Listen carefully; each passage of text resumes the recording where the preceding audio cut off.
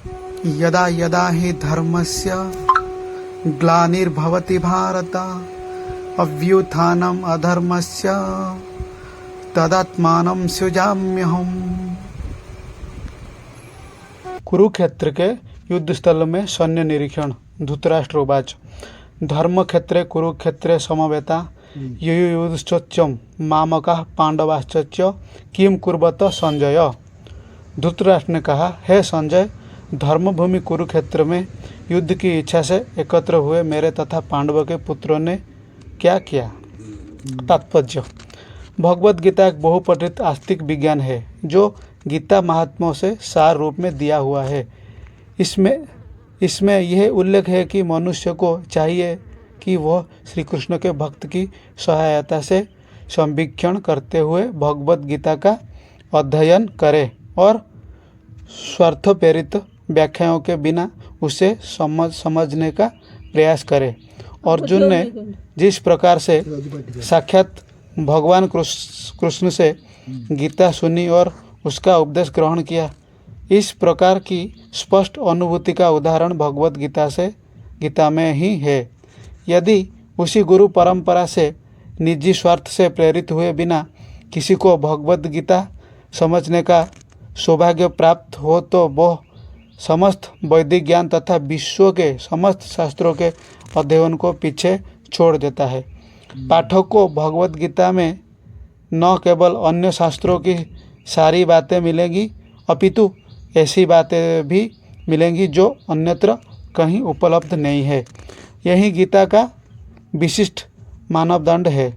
स्वयं भगवान श्री कृष्ण द्वारा साक्षात उच्चरित होने के कारण यह पूर्ण आस्तिक विज्ञान है। महाभारत में वर्णित धृतराष्ट्र तथा संजय की वार्ताएं इस महान दर्शन के मूल सिद्धांत का कार्य करती है।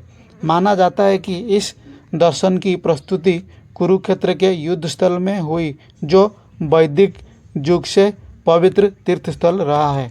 इसका प्रवचन भगवान द्वारा मानव जाति के पथ प्रदर्शन हेतु तब किया गया जब वे इस लोक में स्वयं उपस्थित थे।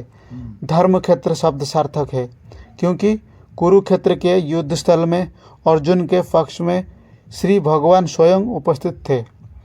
कौरवों का पिता धृतराष्ट्र अपने पुत्रों की विजय की संभावना के विषय में अत्यधिक संदिग्ध था। अतः इस संदेह के कारण उसने अपने सचिव से पूछा, उन्होंने क्या किया। वह आश्चर्य तथा कि उसके पुत्र तथा उसके छोटे भाई पांडु के पुत्र कुरुक्षेत्र की युद्ध भूमि में निर्णायक संग्राम के लिए एकत्र हुए हैं। फिर भी उसकी जिज्ञासा सार्थक है। वह वही चाहता था कि भाइयों में कोई समझौता हो। अतः वह युद्ध भूमि में अपने पुत्र की नियति मतलब भाग्य के विषय में आश्वस्त होना चाह रहा था।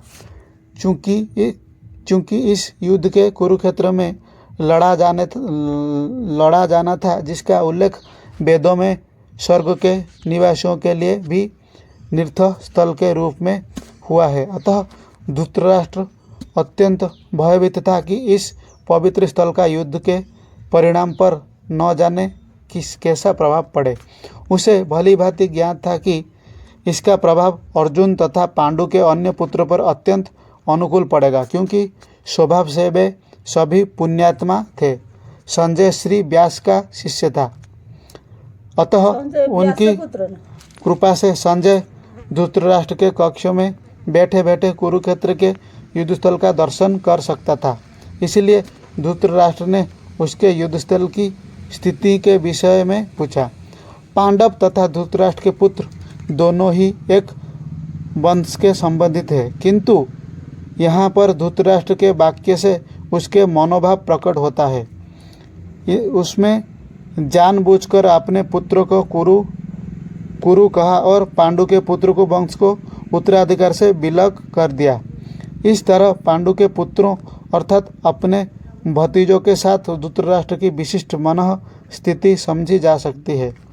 जिस प्रकार ज्ञान के खेत से अवच्छिन्न पौधों को उखाड़ दिया हो जाता है, उसी प्रकार इस कथा के आरंभ से ही ऐसी आशा की जाती है कि जहाँ धर्म के पिता श्री कृष्ण उपस्थित हों, वहाँ कुरुक्षेत्र रूपी खेत में दुर्योधन या आदि धृतराष्ट्र के पुत्र रूपी अवच्छित पौधों को समूल नष्ट करके युधिष्ठिर आदि नितांत धार्मिक पुरुषों की स्थापना की जाएगी। यहाँ धर्मक्षेत्र तथा कुरुक्षेत्र शब्दों की उनकी ऐतिहासिक तथा बौद्धिक महत्व अतिरिक्त यही सार्थकता है।